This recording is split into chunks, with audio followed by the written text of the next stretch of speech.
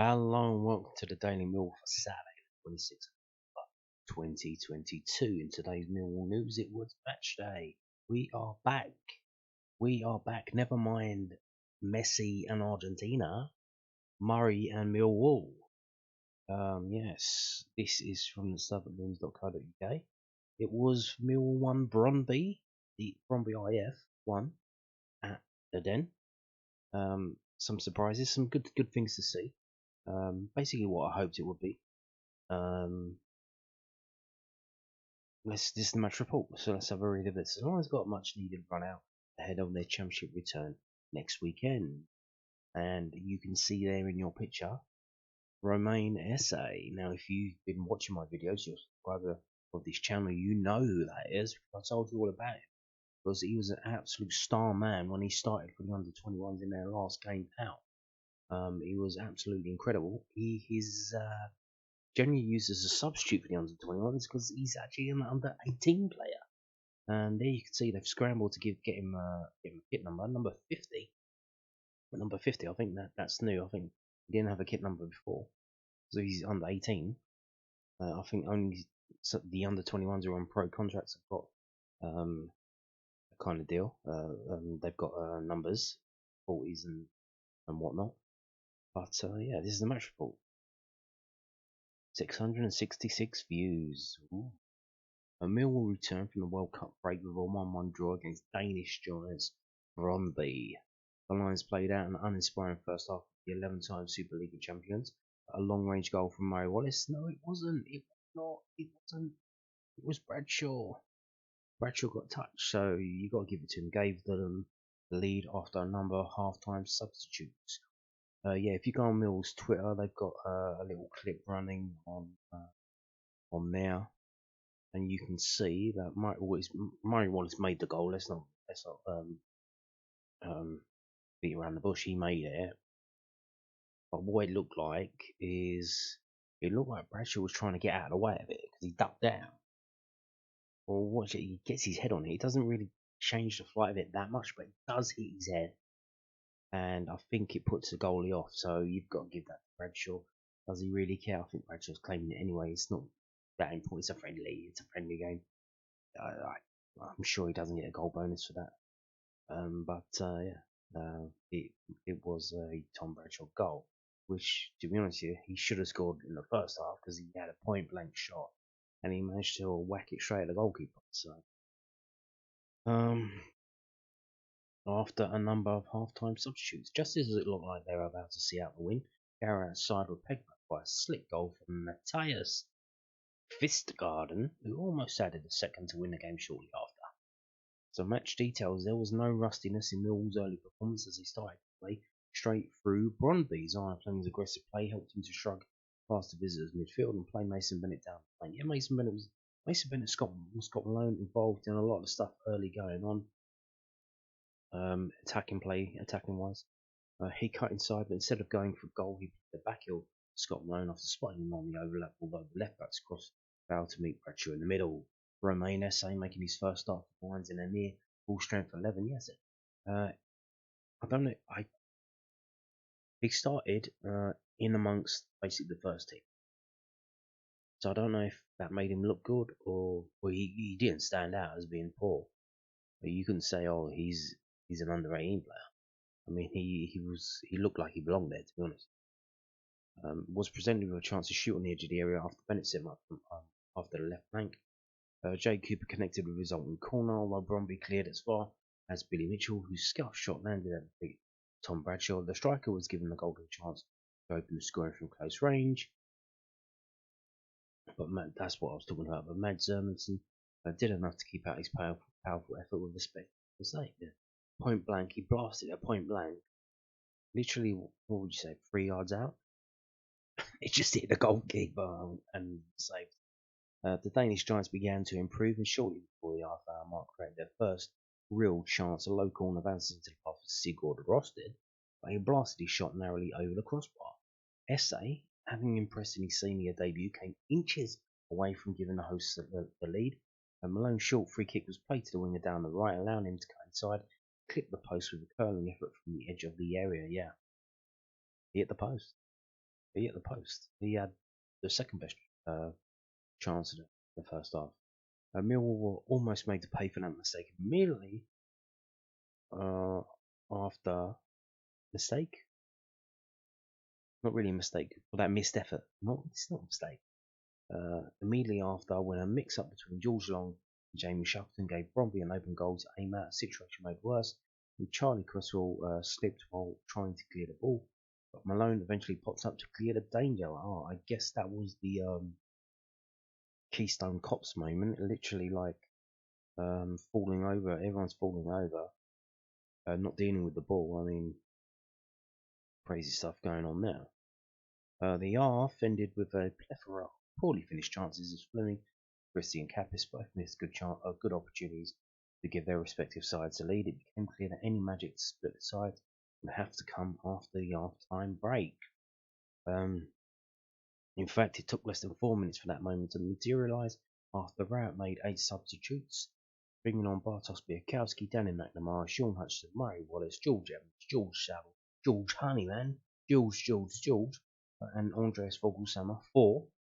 George Long, these are the ones who went off. George Long, James Shuckleton, Charlie Crystal, Scott Malone, Billy Mitchell, Zion Fleming, Mason Bennett, and SA only having 45 minutes. Wallace, having picked up the ball on the left flank, cut inside and curled a dipping effort at goal. He clipped off the post and bounced back in, trickling over the line into the net to give Millwall the lead in the 49th minute. But yeah, it hit Bradshaw headed. It hit Bradshaw's head. Bradshaw, I think he was trying to get his head on it. It looked like he was trying to dive under it, but it did hit his head, and I believe that took it away from the goalkeeper onto the post.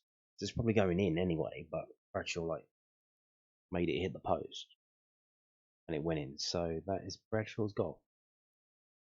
Brøndby looked for a fast reaction with Hohe Omo going one-on-one with Białkowski before curling his effort straight at the line to keep close range. That was the last concrete opportunity either side had before the tempo dropped. Pardon me, I'm still a bit sick. And Rouse to make a further 3 subs, bringing on Abdul Malik, Isaac Hoffey, and Sashiel Adam Maliki. What is his name? Nino. I thought it was Nino. In the 73rd minute. Seconds after doing so, the substitutes linked up with Vogelsammer to set up Honeyman with a good chance, but the first time it was a tame effort, bobbled straight into the hands of Hermanson. Unfortunately, they weren't made to pay for their poor finishing as Brøndby continued to waste chances at the other end. However, with just 4 minutes remaining, the visitors exploited a 2-on-1 attack that from almost nothing to level the scores, with substitute Matthias Kvistgaarden rifling an effort into the back of the net from the left side of the box.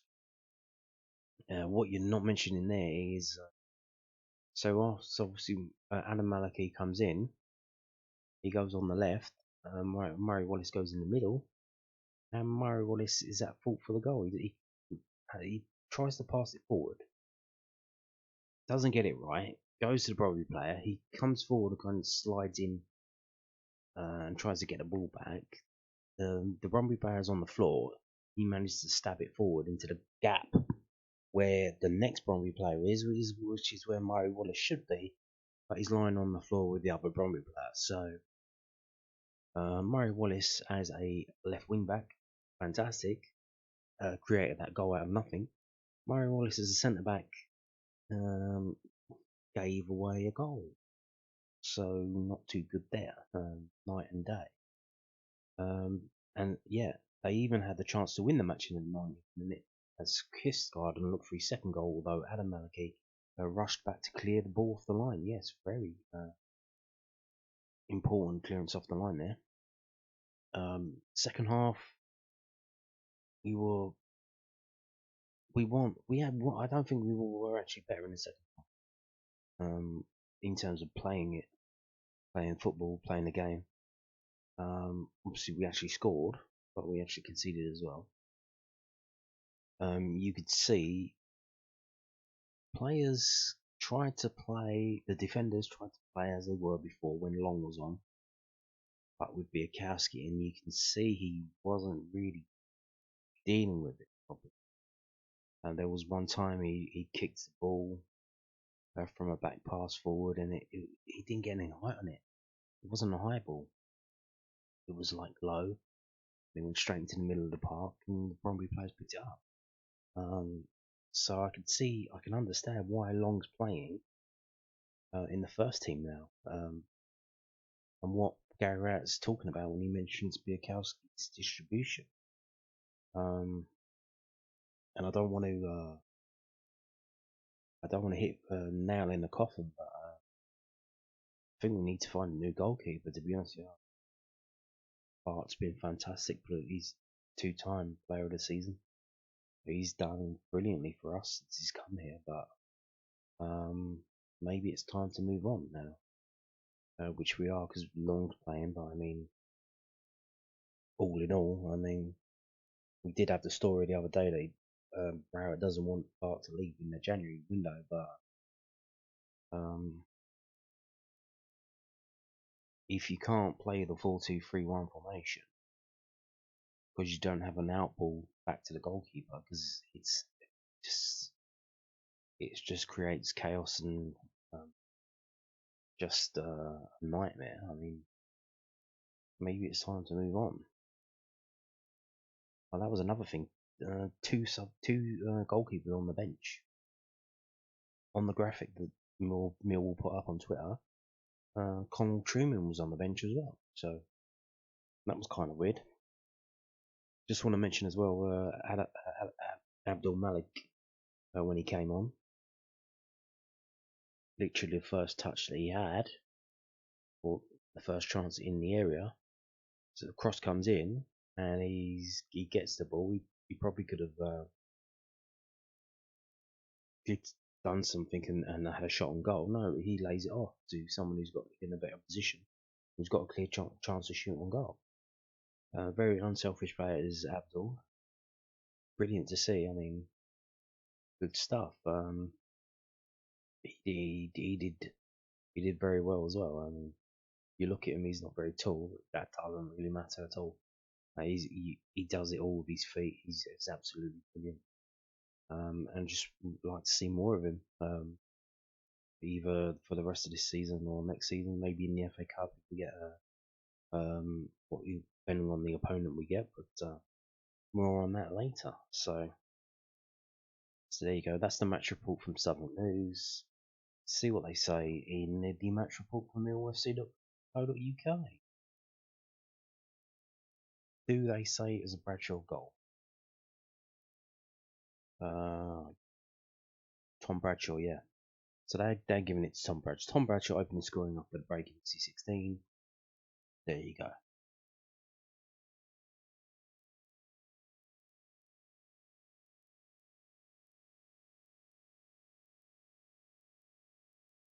I'm not going to read it yet. But yeah, it was alright. It was pretty decent. Like I said, first half we actually played better. The first 11. Even though in the second half we actually got the goal. Second half was a bit disjointed. Callum Styles played well. Callum Styles did play well. I will give him that. I didn't mention him yet. He did play well. He was one of the players that stayed on. You can see here. So at half time, all of the players have changed except for Cooper, Bradshaw, and Styles. Well, here's the thing: they give it to Wallace. Look, they're saying here Wallace. Right, up above, they said Tom Bradshaw. If you look on the video on Mill's Twitter, it is clearly Bradshaw. The referee Dean Whitestone, and so wonder what the referees have been doing during this break.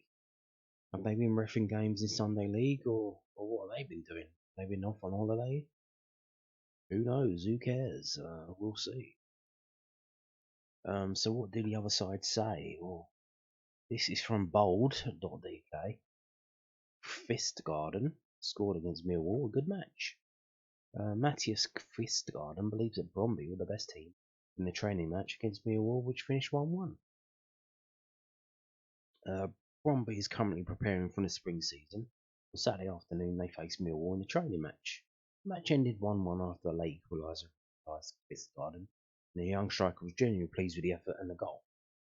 The first goal is a team effort where we put good pressure and capture the ball high on the pitch. Oscar gets to play it well for Valleys, who puts it across to me, and then I'm lucky to hit it well, but the goalkeeper doesn't get to take it. We take our energy and our attitude on the pitch to the next game. We are delivering a really good game, and I also think we're the best team for big periods, told the club's website. The 20-year-old striker has scored a single goal in the Free F Superliga this season.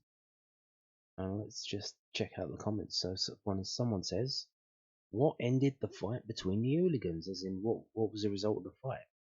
And then someone says, do you have any other stupid questions? Funny. Yeah, so he just says for big periods they were a better team. Yeah, I think their first 11 wasn't really that good, to be honest with you. I think they played better when they brought the subs on. Maybe because they're younger and hungrier and they actually want a point to prove. Yeah, they probably had more movement and speed about them when the youngsters come on. First team, not really all that. So yeah, that was the story of Millwall 1, Brøndby 1. Now, let's get the reaction from the manager. Millwall youngster impresses in first appearance for Millwall's first team. Romain SA played with a near full-strength lineup against Brøndby on Saturday afternoon. Young attacking midfielder Romain SA made his senior debut for Millwall on Saturday against Brøndby. The 17-year-old has featured regularly for the Lions under-18 side, but hadn't played a second of men's football before this weekend. As a result, it was a surprise to see his name in the starting lineup to face the former Danish champion. For me, it wasn't, and I'm sure if you've been watching these videos that I make, it wasn't either. SA certainly impressed in his 45 minutes on the pitch, hitting the post from Scott Malone's short free kick in the Lions' best chance of the first half. Well, Tom Bradshaw had the best chance, but let's not talk about that. Exactly, missed from 3 yards out. Manager Gary Rowett was similarly confused by his performance, explaining that the youngster had been training with the first team since the start of the World Cup break. Good stuff, obviously, because the under-21 game where I said, well, this kid's got something about him. He was absolutely amazing in that game. So it seems that after that game, they've rewarded him by bringing him to the first team. We've watched him closely after the last few months. We've been made aware of him a bit longer than that, he said after the draw. We've made the decision to bring him up to the first team to train for the last week or so. He's done really, really well in training. I wanted to see him in a good side. He's got the technical ability, a real nice balance in him. He knows some of the nuances of the game out of possession. He's really comfortable, of course, a game like that. If there was a little bit more physicality to the game, a little bit of intensity action, those are going to be things that he might find tough at first. But he's certainly done enough in training so far to suggest he's going to have a real big future for his club. Out of all the young players we've got, he's handled some of the situations as well as anyone, so I wanted to put him in a good team at the start again and just see what he was like. He showed some really nice touches, other things he needs to do a little bit better. For a 17-year-old, I thought he looked very, very comfortable indeed. He did not look out of place. I think there was only one moment. He was in the Brøndby area of his back to goal, and he kind of got out muscled for the ball. Not straight away. It took a while, 3 touches, and he ended up on his backside, sitting on the ground. That was the only point we thought, oh, okay. But other than that, I mean, on the ball, he's brilliant on the ball. Dribbling forward, absolutely brilliant. Let's say shooting, he curled it into winger, hit the bar, came back out. Hit the cross, hit the post, came back out. Did not look out of place, and you can see here. They tested him, they're pushing him. That you go up a level, and then they keep testing you. You go up and up and up, so you get to the point where you go, okay, that was a little bit too much. Let's dial it back a bit.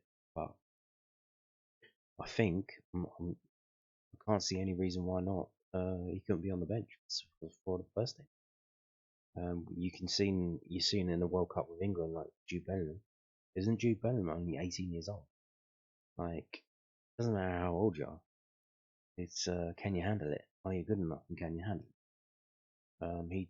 No, it wasn't a massive crowd there today. I don't think they announced the crowd. I don't think they said that Yeah, it wasn't a massive crowd, but it's certainly a lot more than you get for the others. But yeah, we'll see. Now moving on to this, also from southernnews.co.uk. Gary reacts as Mill play out friendly draw ahead of championship return. The Lions will resume their league campaign a week before the rest of the division. Gary highlighted the importance of Millwall's 1-1 draw against Brøndby as they continue to ramp up their preparations ahead of the championship return. The Lions took the lead shortly after half-time at the Denver tomorrow. What is a long strike to surrender their advantage with just 4 minutes remaining after some poor defending. Okay. However, Rout stressed that the friendly match was used purely for fitness reasons, and it will help his side as they continue to prepare their return to league action. That was the main thing today. Felt a bit like a pre-season friendly, he said after the. It's a very different type of game. Sometimes against these foreign opponents when they move it really well. It's a little bit like Hammerley. They move it in unconventional ways when the fans aren't there, put them under a little bit more pressure. And some parts of the game feel a little bit like, oh God, blow the whistle and let's go to Sunderland. That's the nature of it, and for us it was a workout, it was fitness, and everyone's come through unscathed. We've mixed the teams up again, so you get a little bit of a lack of continuity within the game at times. I thought in the second half we started really well, about 25 minutes, and then I make the changes in the that was and it changes the momentum a little bit, and it changes our ability to press well. There are some bits of that you accept as a manager. Aren't going to be perfect, but I think most of the players got 45 minutes. Some got a little bit more than that. And I wanted to give it a little bit longer too, and it takes us into Tuesday with enough opportunity to get game time. That's all it's about. It's about getting us through to Sunderland and trying to keep a little bit of continuity going if we can. I'll tell you what though, I haven't mentioned it yet, I wasn't impressed with George Evans. This is a friendly game, and he was leaving something on in the tackles that he was making. I mean, certainly don't need that. I was worried about going before the game. I was worried about us getting injuries, but seeing him diving into things in a friendly, I mean, come on, what are you doing? Thought he was gonna break Brøndby players' legs or so. What's he doing now? But yeah, we've got a game on Tuesday. I don't know who it's about. I think it's against lower league opposition. Don't know who that will be. So hopefully, Abdul Malik, Maliki, SA, they get to play with more first team players and play in that game and see how they do. But, there you go. That is the tale of Millwall 1, Brøndby 1. Now, I'm going to move on to this now. This is a tweet from Hibernian Football Club of Scotland. Hibernian can confirm that Ryan Porteous will not sign any contract with the club. Okay, why are you telling everyone? Aha, here we go. Well, January transfer window opens in January. He can start talking to other clubs from January when his contract is going to be expired in the summer about moving in the summer. I think they're probably trying to let everyone know, get the bids coming in, and probably just trying to get some offer, any offer, before January for the player, which they can do. You can make a transfer now. We, Millwall, have been linked with Ryan Porteous in the past, which is why I'm telling you. We were linked with him the other week as well, again. But apparently we made a bid for him last time out. Maybe not in the summer, in the last January transfer, I think. And they rejected it, so, I mean, what can you do? But yeah. Will they reject it now? Or it seems they're soliciting offers.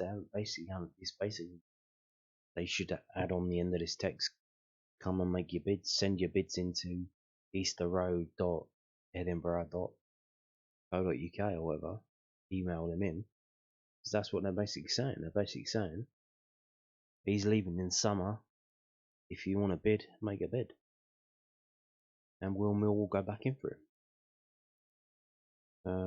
Not sure. I'm not sure. What do you think? Do we need him? Hutch has been injured a while. Cresswell, if Will Leeds recall Cresswell, because he's doing well now, but he started off a bit poorly. But since the formation change, he's doing all right. So we will see. Maybe we'll go back in. We saw it with the Fleming signing that it was in the story in yesterday's video about how long that worked. We came in for him before, and we came in for him later, and he was impressed by that we didn't give up, that we're still going, and things like that. So they really do want me because they're still here. They didn't go away and buy someone else. So maybe we will come back in for Ryan Porteous.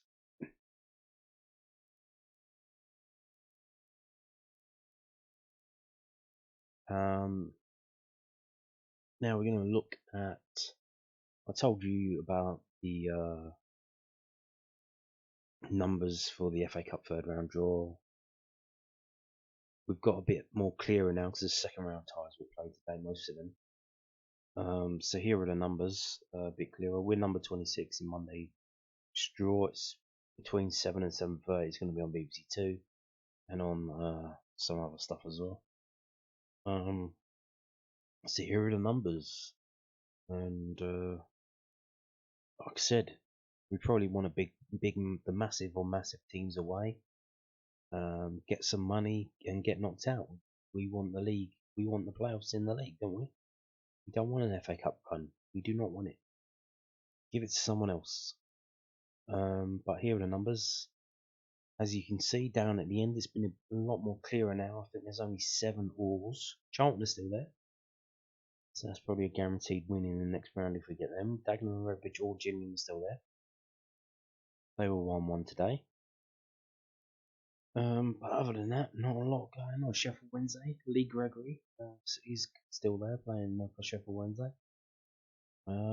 Wrexham, do we want to get involved in that? Sell the game in the USA? Oh. Number 42, I'm sure a lot of you will want 42 away, but it's going to be an absolute nightmare. They probably won't even give us any tickets. They'll just ban away fans. And that's the thing now, when you got streaming and online stuff, they can just say, yeah, nah, stay at home and watch it on the computer. Which they probably will do. Which is a liberty, but what can you do? So yeah. Now, one thing I do want to talk about is number 57. So why do I want to talk about that? Well, Bristol Rovers or Boreham Wood. They play on Sunday. It's Bristol Rovers versus Boreham Wood on Sunday. The reason why I want to talk about that is because we are over a week since the FA Youth Cup third round draw was made, where we were drawn away at Arsenal. And we still don't know when or where that will take place. Arsenal play their academy games at Boreham Wood, and it seems that the reason why we haven't got a date for that game yet is probably because they're waiting on this game. Because if this game, number 57, Bristol Rovers or Boreham Wood, is a draw Sunday, they will need to replay that at Boreham Wood, which is obviously going to be in a midweek. So I assume that we're waiting to see if that game's a draw. The game isn't a draw, and either team wins, then we will probably get an announcement that Millwall's FA Youth Cup game at Arsenal will be at Boreham Wood. I think it's going to be at Boreham Wood. I'm just waiting to see when. That's why we haven't got a thing yet. They're just waiting to see when, because the FA Cup replay may or may not need to happen, and they need to save that date. And if they don't use that date, then we're going to get that date. So yeah, not going to be at the Emirates, which is a shame, but what can you do? What can you do? It's the way of the modern world. And on that note, thank you for watching, and goodbye.